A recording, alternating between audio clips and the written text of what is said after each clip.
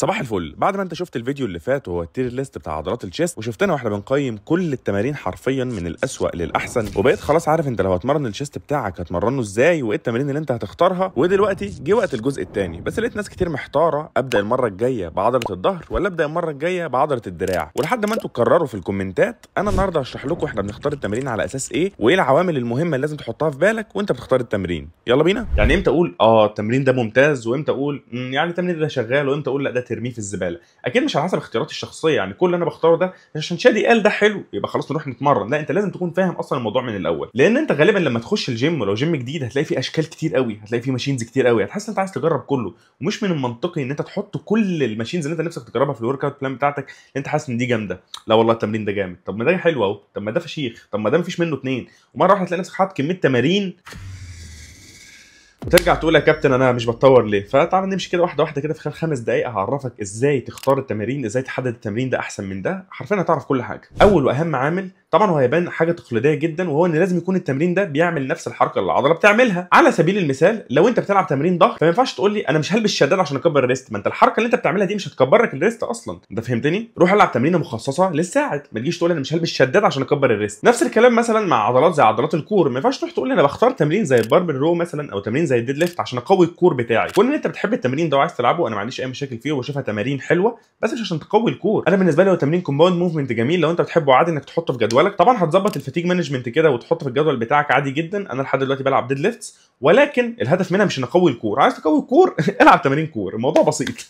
فمعنى اللي انا بقوله ده ان انت لازم تكون عارف الحركات الاساسيه اللي بتعملها اي عضله. فليكن مثلا عضله الشيست فانت عارف ان هي بتعمل ادكشن، عايز تمرن الابر شيست فانت عارف ان في ميزه اضافيه هو بيعملها وهي الشولدر فليكشن، فانت تكون عارف كل الكلام اللطيف ده. طيب تاني حاجه بختار على اساسها التمرين هو الاستابيليتي، وده من العوامل المهمله جدا. وبرده حاجه تانية هو من العوامل اللي ابتدى الناس تفهمها غلط. الناس بقت فاكره الاستابيليتي هو ان انا لازم اكتف نفسي ودراعي ما يتحركش يكون في استابيليتي عاليه، وده اللي احنا شفناه كتير قوي في تمارين زي التراي، واحد يكون رابط دراعه ولازقه جنبه عشان ما يتحركش يكون في استابيليتي عالي، او تمارين ثانيه زي اللي تلاقيه نايم على الارض ولازق دراعه في الارض وبيلعب ترايسبس يقول عشان الاستابيليتي. فلو انت من الناس دي فانت مفهومك غلط عن الاستابيليتي. الاستابيليتي عمرها ما كانت كده. يعني على سبيل المثال ليه مثلا تلعب شولدر بريس وانت واقف؟ ما تقعد يا ابني، هتحط ميكانيكال تنشن اكبر على العضله وهتستفيد اكتر، وفي نفس الوقت مركز على كتفك بس. مفيش عضلات كتير قوي مساعده زي البطن او زي الكور بشكل عام وعضلات ثانيه كتير. ليه مثلا تلعب باربل رو وانت مثلا ممكن تلعب تي بار او اي ابر باك ماشين، هتكون شيست سبورتد وفي نفس الوقت هتحط ميكانيكال تنشن اكبر على العضلات وهتطلع بفايده اكبر، الا لو انت بتحبها ده موضوع تاني. بس انا دلوقتي بتكلم فور هايبرتروفي، بتكلم لو انت هدفك ضخامه عضليه. حلو كده؟ يبقى اول حاجه لازم تشوف ان التمرين اللي انت مختاره ده بيعمل نفس الحركه العضله اللي انت بتمرنها. تاني حاجه لازم تتاكد ان التمرين ده فيه ستابيليتي كويسه، ولكن ما تبالغش قوي في الموضوع ده. طيب ثالث حاجه البروجريشن، ان يكون سهل انك تعمل تدرج في الاحمال فيه، لان بكل بساطه فكره البروجريشن او البروجريسيف اوفرلود هي اللي بتقول لك انت ماشي صح ولا ماشي غلط. يعني لو انا بلعب تمرين او بلعب عامه تمارين كل مره بروح الجيم بجيب عدات اقل وبشيل وزن اقل، وكل مره احس ان انا مش قادر اتمرن بقيت اضعف، يبقى انا كده 100% ماشي غلط. فعلى اساسها بنبدا نختار التمارين اللي سهل تعمل فيها بروجريشن او ينفع اصلا تعمل فيها بروجريشن. هتقول لي طب يعني ايه تمارين ما ينفعش اعمل فيها بروجريشن؟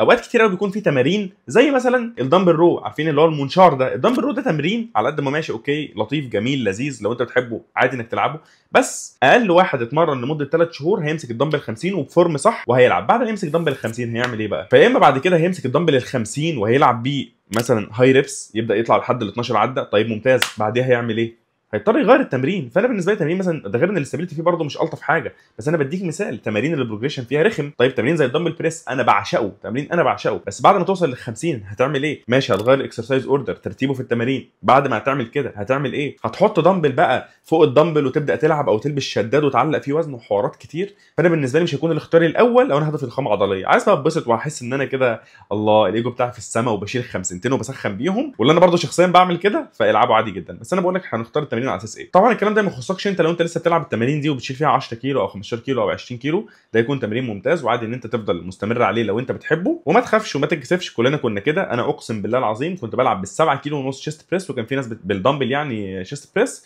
وكان في حد يبقى واقف ورايا بيسبوت ومش بعيد يكون هو بيلعب بايسبس اصلا، وانا كنت بكون مبسوط. رابع حاجه بروفايل المقاومه، اللي هو برده خد اكبر من حجمه ولكن هي حاجه مهمه. لو انت بتصمم الجدول التدريبي بتاعك او بتختار التمارين غالبا المشكله دي مش هتقابلنا واحنا في التير ليست واحنا بنختار التمارين، ولكن ولكن لو انت بتصمم جدول تدريبي ففكره بروفايل المقاومه مهم جدا. يعني مثلا لو انت بتلعب بايسبس فتروح تلعب بريتشر كيرل بالدمبل، طيب ممتاز، تمرين بيحمل في وضع الاستطاله، فتخلصه فتروح تعمل ايه؟ تلعب بقى فيس اواي كيبل كيرل اللي هو برضه تمرين بيحمل في وضع الاستطاله. فغالبا اختيارك لنفس التمرينين دول في نفس السيشن مش هيكون اختيار ذكي خالص. خامس حاجه ان التمرين يكون سهل في الاداء والسيت اب بتاعه سهل. فاكر لما انا قلت لك ليه الشيست بريس يتحط على التال تير؟ شيست بريس السيت اب بتاعه مفيش اسهل منه. انت هتقعد تظبط الكرسي بتاعك، زق الوزن، مبروك يا معلم انت اتمرنت صح، مش هتبقى شايل هم حاجه. في نفس الوقت السيت اب بتاعه لذيذ جدا، انت قعدت خلاص كده، مش هتجيب دكه وتروح على الكيبل وتظبطها وتقول ايه ده انا جاي يمين شويه، لا ده انا جاي شمال شويه، لا اطلعها قدام شويه، لا حد يسند الظهر بتاعي، طب حط طرتين ورايا، لا اصل انا هتقلب بالكرسي. فهو ده اللي بيخليه تمرين مش عتال. الا طبعا تمرين الانكلاين كاف فلاي لان ده جوه قلبي، ولكن انا بتكلم بشكل عام. فاي تمرين في الدنيا سهل في الاداء والسيت اب بتاعه سهل، حرفيا انت مش محتاج احلى من كده. سادس حاجه واهم حاجه،